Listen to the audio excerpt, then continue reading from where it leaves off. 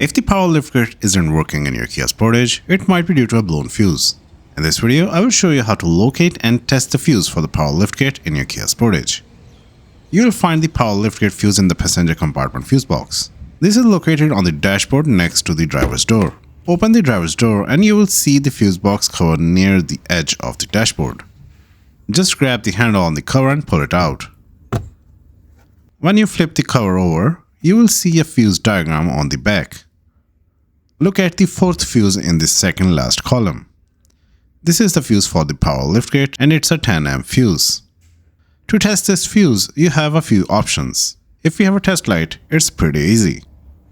Connect the alligator clip of the test light to any good ground point in the vehicle.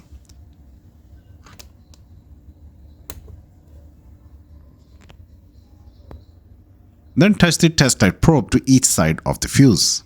Here's what you're looking for.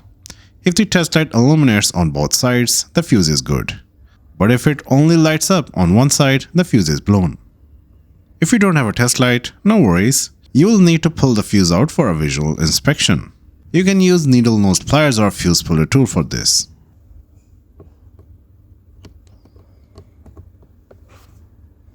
Once you have removed the fuse, take a close look inside.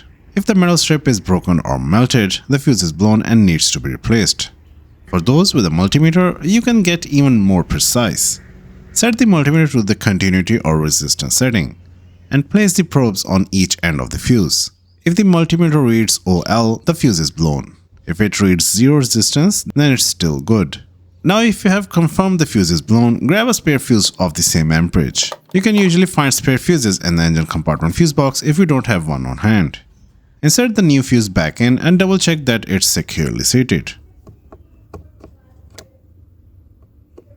And that's all. If you found this video helpful, give it a like and subscribe to Wheels Joint for more car tips. Thanks for watching.